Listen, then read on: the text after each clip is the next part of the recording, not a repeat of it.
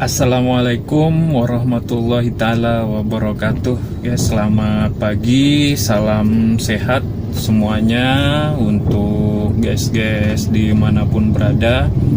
Semoga kita tetap dalam lindungan Allah Subhanahu wa Ta'ala. Semoga apa yang kita kerjakan diberikan ke lapangan, serta apa yang sedang kita usahakan diberikan kemudahan. Oke guys, pada video vlog saya kali ini saya masih akan membahas seputar tentang perceraian guys.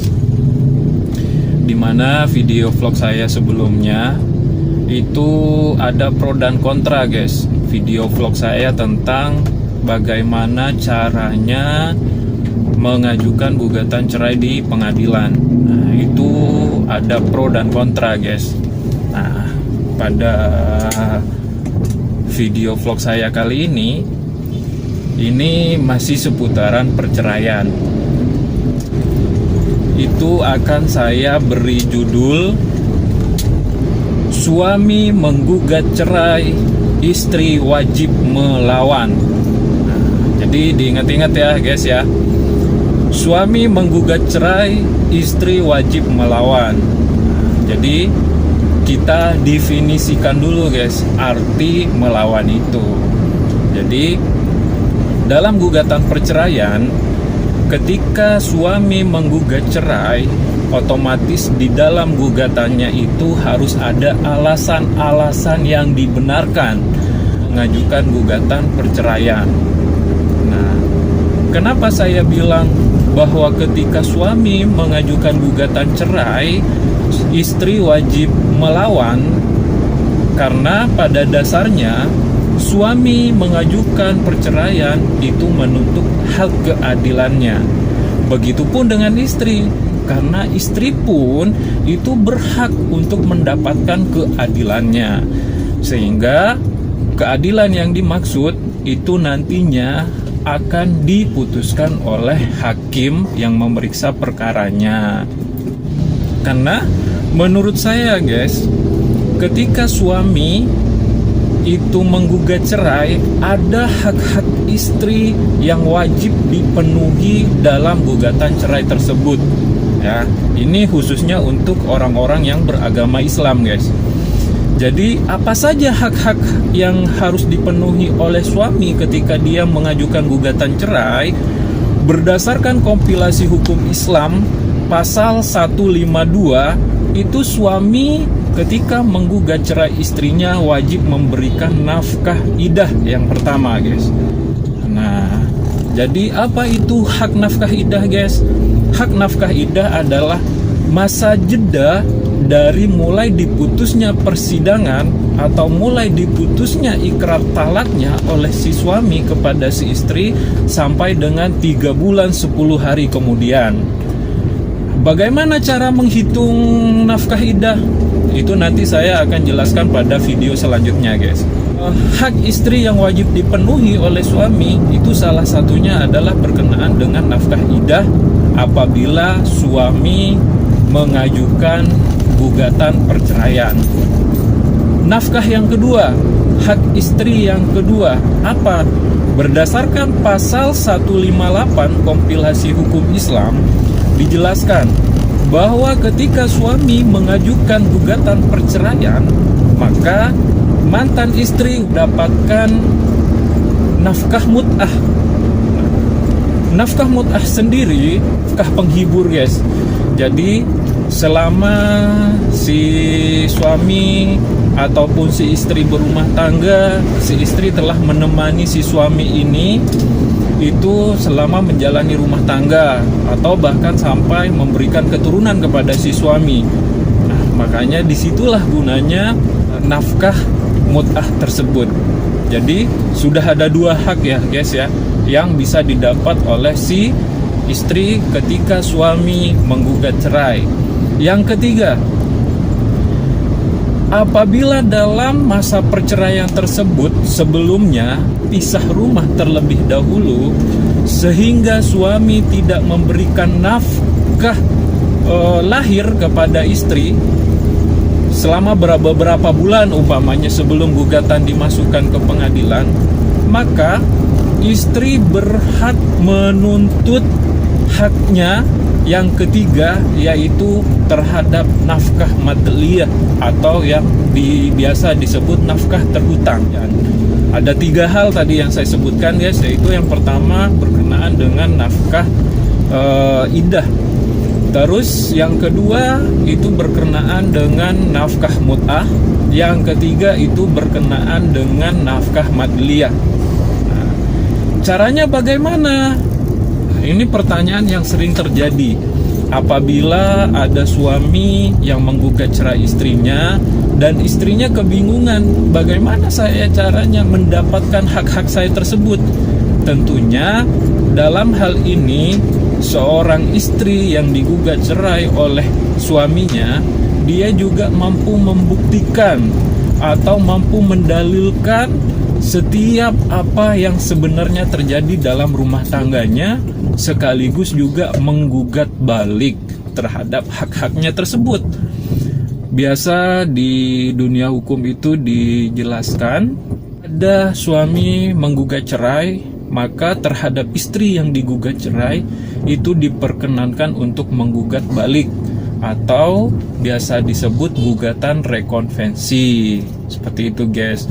Nah, dalam gugatan rekonvensi tersebut itu bisa disertakan gugatan perihal 3 hal tadi guys. Yang pertama perihal tentang nafkah iddah. Terusnya yang kedua itu berkenaan dengan nafkah mut'ah. Selanjutnya yang ketiga itu berkenaan dengan nafkah madliyah atau nafkah terhutang. Namun apabila ada anak yang masih di bawah 12 tahun, meskipun dalam ketentuannya itu ikut ibunya, namun tidak ada salahnya juga dalam jawaban terhadap gugatan suami itu istri memasukkan gugatan tentang hak asuh anak. Seperti itu guys. Sehingga nantinya terhadap putusannya itu benar-benar objektif. Hakim memutusnya dalam pertimbangannya itu berdasarkan fakta hukum yang ada. Seperti itu guys.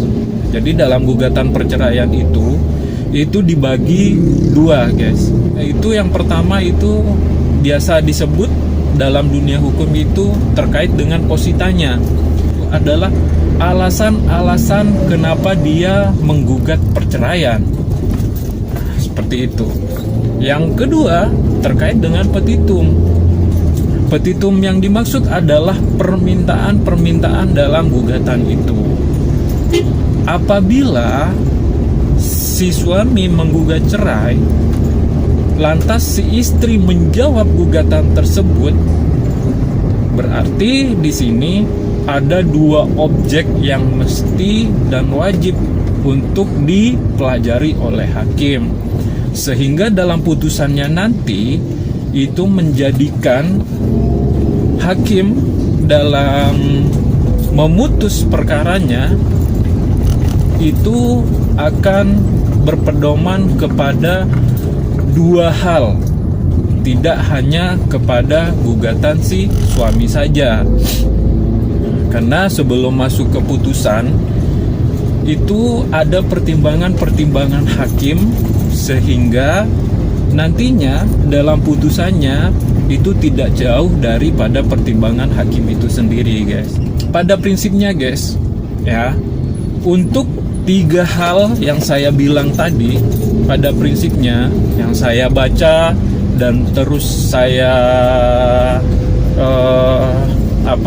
yang saya baca, baik itu berkenaan dengan jurisprudensi atau perkara-perkara sebelumnya sampai hingga pada kasasi, itu untuk hak-hak istri yang 3 hal ini itu rata-rata dikabulkan oleh hakim guys. Sehingga mau nggak mau suami itu wajib memberikan.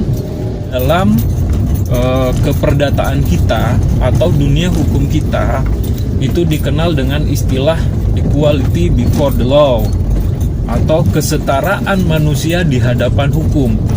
Apabila suami mengajukan gugatan, tentunya istri boleh menjawab gugatan tersebut. Apabila suami meminta keadilan, tentunya istri juga berhak mendapatkan keadilan.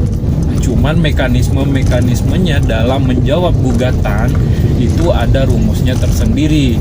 Tidak asal main menjawab ataupun membantah daripada dalil gugatan suami, guys. Jadi intinya pada topik saya kali ini, guys, itu yang pertama ya, apabila ada suami menggugat perceraian, maka istri wajib melawan, saya bilang.